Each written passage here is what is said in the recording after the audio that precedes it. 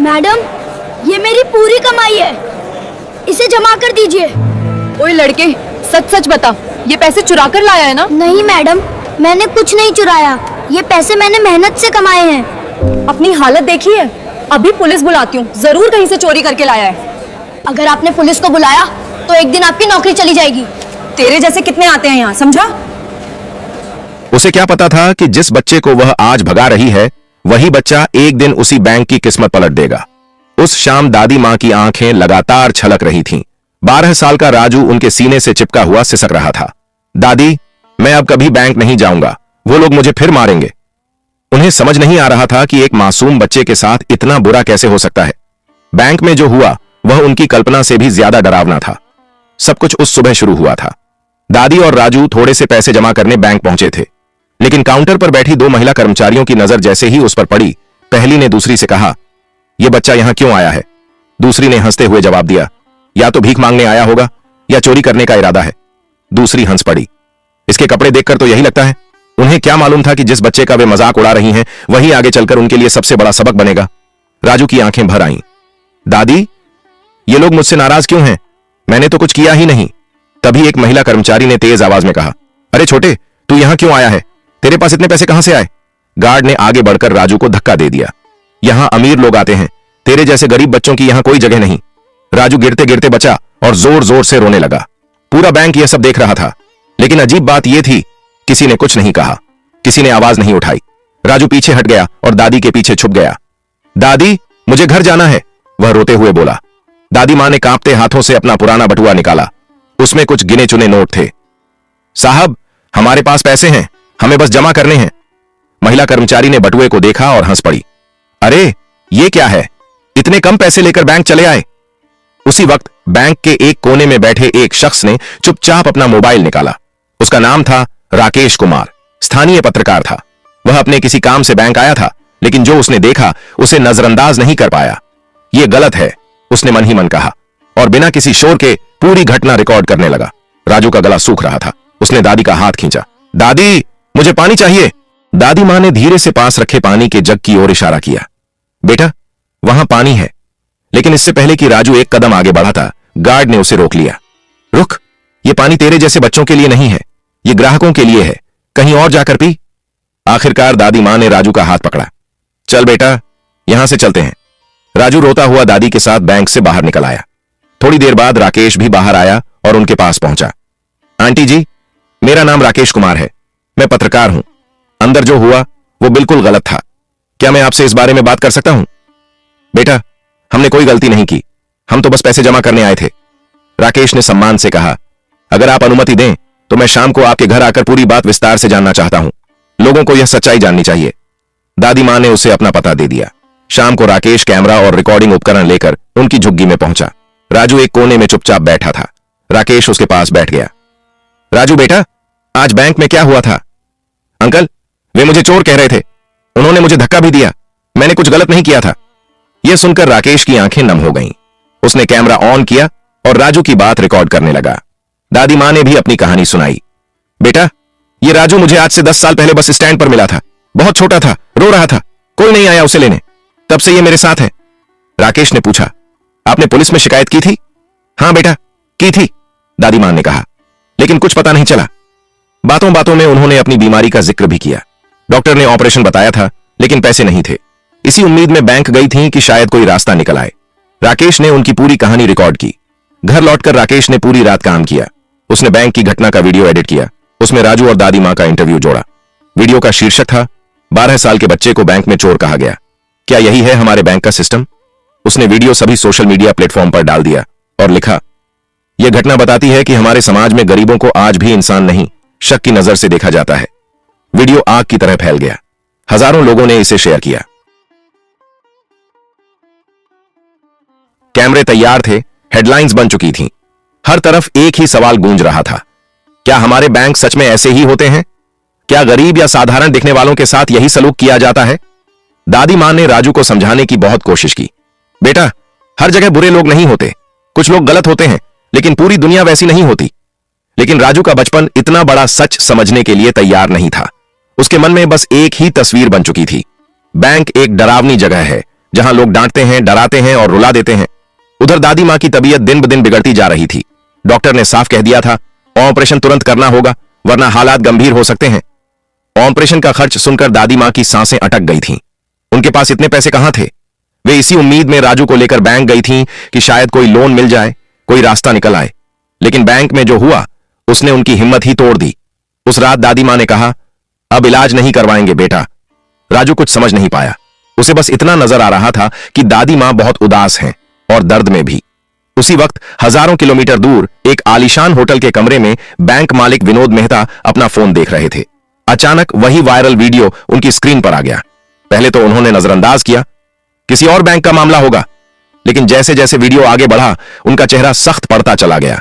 यह तो उनका ही बैंक था। काउंटर पर बैठी महिलाएं उनकी ही कर्मचारी थीं। एक छोटे बच्चे के साथ ऐसा व्यवहार, उन्होंने खुद से कहा। यह सिर्फ बैंक की बदनामी नहीं है, यह इंसानियत की हार है। एक पिता होने के नाते उनका दिल और भी भारी हो गया। लेकिन असली झटका तब लगा जब उन्होंने वीडियो में दादी मां की बात सुनी। यह बच्चा मुझे बस स्टेशन पर मिला था। वही बस स्टेशन, वही तारीख, वही समय, वह जगह जहां सालों पहले उनका अपना बेटा खो गया था। उनकी आंखें भर आईं। इन सालों में पुलिस, प्राइवेट डिटेक्टिव, मीडिया सब कुछ आजमा लिया था, लेकिन कोई सुराग नहीं मिला। और आज इस वीडियो में उन्हें पहली बार उम्मीद की एक हल्की सी किरण दिखाई दी। बिना एक पल गंवाए उन्होंने अपने सबसे भरोसेमंद दोस्त मैनेजर सूरज वर्मा को फोन लगाया। सूरज, मैं तुम्हें एक पता भेज रहा हूं, अभी इसी वक्त वहां पहुंचो, यह बहुत जरूरी है। सूरज ने कोई सवाल नहीं किया। बैंक का काम वहीं छोड़ा और तुरंत उस पते की ओर निकल पड़े। जब सूरज वर्मा दादी मां की झुग्गी के सामने पहुंचे तो उनका दिल भर आया। एक छोटी सी झोपड़ी, अंदर बीमार दादी मां और राजू। सूरज ने बेहद नरमी से बात शुरू की। दादी मां ने कहा, मैं बस स्टेशन पर बैठी थी, तभी यह बच्चा रोता हुआ मेरे पास आया। नाम भी नहीं बता पा रहा था, बस रोए जा रहा था। दिल पसीज गया, मैं इसे छोड़ नहीं पाई। उन्होंने पुलिस में शिकायत भी की थी, लेकिन कोई नहीं आया। वक्त बीतता गया और अनजाने में ही राजू उनकी पूरी दुनिया बन गया। सारी बात सुनते ही सूरज वर्मा ने तुरंत विनोद मेहता को फोन किया। विनोद, हालात बहुत नाजुक हैं। दादी मां की तबीयत बेहद खराब है। एक पल की भी देरी जानलेवा हो सकती है। और हां, जो तारीख, समय और जगह तुमने बताई थी, सब कुछ बिल्कुल मेल खा रहा है। उस पल विनोद के दिल में उम्मीद की एक हल्की सी लौ जली, लेकिन उसी के साथ डर भी था, कहीं यह सिर्फ एक इत्तेफाक ना हो। उन्होंने खुद को संभालते हुए कहा, कोई रिस्क नहीं लेंगे। दादी मां और बच्चे को शहर के सबसे अच्छे अस्पताल ले जाओ। इलाज में एक भी कमी नहीं होनी चाहिए। खर्च की फिक्र मत करना, सब मैं देखूंगा। सूरज ने बिना वक्त गंवाए एम्बुलेंस बुलाई। दादी मां और राजू को लेकर सीधे अस्पताल पहुंचे। उधर राजू, वह सब कुछ देख रहा था लेकिन कुछ समझ नहीं पा रहा था। सूरज ने उसे पास बिठाया, सिर पर हाथ फेरा और कहा, डर मत बेटा, दादी मां ठीक हो जाएंगी। इसी बीच विनोद मेहता ने अपनी विदेश यात्रा अधूरी छोड़ दी थी। फ्लाइट में बैठे बैठे उनके दिमाग में बस एक ही सवाल घूम रहा था, क्या यह मेरा बेटा हो सकता है? अगले ही दिन वे भारत पहुंचे और सीधे अस्पताल गए। जैसे ही उनकी नजर राजू पर पड़ी, उनके आंसू खुद ब खुद बह निकले। बच्चे के चेहरे में उन्हें अपनी पत्नी की झलक दिखी, वही आंखें, वही मासूमियत। दिल कह रहा था यही है, लेकिन दिमाग सबूत मांग रहा था। उन्होंने डॉक्टर से कहा, मुझे डीएनए टेस्ट कराना है। डॉक्टर ने समझाया कि रिपोर्ट आने में कुछ दिन लगेंगे। विनोद ने कहा, मैं सालों से इंतजार कर रहा हूं, कुछ दिन और सही। ऑपरेशन सफल रहा। जब दादी मां को होश आया तो वे हैरान रह गईं। मैं यहां कैसे? सूरज मुस्कुराए और बोले, एक अच्छे इंसान ने आपका इलाज करवाया है, बस यही समझ लीजिए। उधर बैंक के बाहर तूफान मचा हुआ था। मीडिया की भीड़, सवाल, क्या यही है बैंक की इंसानियत? क्या गरीबों के साथ यही बर्ताव होता है? वे दो महिला कर्मचारी और गार्ड जिन्होंने राजू के साथ बदसलूकी की थी, अब डर में जी रहे थे। उन्हें समझ आ गया था कि उनसे बहुत बड़ी गलती हो गई है। बाकी स्टाफ भी बेचैन था। पूरे बैंक की छवि दांव पर लगी थी। सोशल मीडिया पर बॉयकॉट के नारे लग रहे थे, हैशटैग ट्रेंड कर रहे थे। कुछ दिन बाद डीएनए रिपोर्ट आ गई। डॉक्टर ने रिपोर्ट विनोद मेहता के हाथ में दी। जैसे ही उन्होंने कागज खोला, उनकी आंखों से आंसू बह निकले। राजू उनका बेटा था। बरसों की तलाश आज खत्म हो गई थी। विनोद ने राजू को सीने से लगा लिया और देर तक रोते रहे। राजू कुछ नहीं समझा, बस इतना जानता था कि ये वही लोग हैं जिन्होंने दादी मां को बचाया। जब दादी मां को सच्चाई पता चली, उनकी आंखें भी भर आईं। विनोद ने दादी मां का हाथ थाम लिया। आपने मेरे बेटे को मां से कम नहीं समझा, वे बोले। आज से आप सिर्फ उसकी नहीं, मेरी भी मां हैं। और उसी पल विनोद मेहता ने दिल में एक और फैसला कर लिया। अब सिर्फ एक बेटे को नहीं, बल्कि इंसानियत को भी इंसाफ दिलाना है। अब बैंक सिर्फ पैसों की जगह नहीं रहेगा, यह इंसाफ और एहसास की मिसाल बनेगा। विनोद मेहता ने बड़े प्यार से राजू से कहा, बेटा, तुम्हें एक बार फिर बैंक जाना होगा। इतना सुनते ही राजू घबराकर बोला, नहीं पापा, वहां वे लोग मुझे फिर मारेंगे, डांटेंगे। डरने की जरूरत नहीं है बेटा, अब तुम अकेले नहीं हो, तुम्हारे पापा तुम्हारे साथ हैं, और जिस बैंक से तुम डरते हो वह हमारा अपना बैंक है। राजू हैरान रह गया। उसका मासूम दिमाग इस बात को समझ ही नहीं पा रहा था। पापा, जो बैंक मुझे चोर समझ रहा था, जो लोग मुझे रुला रहे थे, वो आपका कैसे हो सकता है? तब विनोद मेहता ने उसे पूरी सच्चाई बताई। उन्होंने समझाया कि हर जगह कुछ अच्छे लोग होते हैं और कुछ गलत। बेटा, कुछ लोगों की गलत सोच की वजह से पूरा सिस्टम गलत नहीं हो जाता, लेकिन ऐसे लोगों को सबक सिखाना जरूरी होता है। अगले दिन बैंक का माहौल कुछ अलग ही था। विनोद मेहता अपने बेटे राजू को लेकर बैंक पहुंचे। राजू के हाथ में एक बड़ा सा बैग था, इतना भारी कि उसे संभालना भी मुश्किल लग रहा था। उस बैग में ढेर सारा पैसा था, वही पैसा जो विनोद ने अपने बेटे को दिया था एक सबक सिखाने के लिए। जैसे ही राजू बैंक के अंदर आया, सबकी निगाहें उसी पर टिक गईं। अरे, ये तो वही बच्चा है जिसका वीडियो वायरल हुआ था। राजू बिना रुके सीधे उसी काउंटर पर पहुंचा जहां वे दोनों महिलाएं बैठी थीं। उसने बैग खोला और सारा पैसा काउंटर पर फैला दिया। नोटों का ढेर देखकर बैंक में सन्नाटा छा गया। राजू ने कहा, आपने कहा था कि मैं चोरी करने आया हूं, मेरी औकात नहीं है यहां पैसा जमा करने की। देखिए, मैं पैसा लेकर आया हूं, अब इसे जमा कीजिए। उन दोनों महिलाओं और गार्ड का चेहरा सफेद पड़ गया। उन्हें समझ आ गया था कि अब मामला हाथ से निकल चुका है। उसी पल बैंक के दरवाजे खुले और विनोद मेहता अंदर आए। सभी कर्मचारी ध्यान दें, विनोद मेहता ने सबके सामने ऐलान किया, यह बच्चा राजू मेरा बेटा है, और जिन कर्मचारियों ने इसके साथ बदसलूकी की थी उन्हें इस पल से नौकरी से निकाला जाता है। उन्होंने सख्त लहजे में कहा, जो लोग एक मासूम बच्चे के साथ इंसानियत भूल सकते हैं, वे हमारे बैंक में काम करने के लायक नहीं हैं। कर्मचारी एक दूसरे को देख रहे थे। जिसे वे गरीब बेसहारा बच्चा समझ रहे थे, वह बैंक मालिक का बेटा निकला। उन्होंने सिक्योरिटी बुलवाई और उन तीनों को बैंक से बाहर निकलवा दिया। यह खबर आग की तरह फैल गई। बाहर खड़े रिपोर्टर्स और कैमरे सब कुछ रिकॉर्ड कर रहे थे। न्यूज चैनलों पर ब्रेकिंग न्यूज चलने लगी। वायरल वीडियो वाला बच्चा निकला बैंक मालिक का बेटा।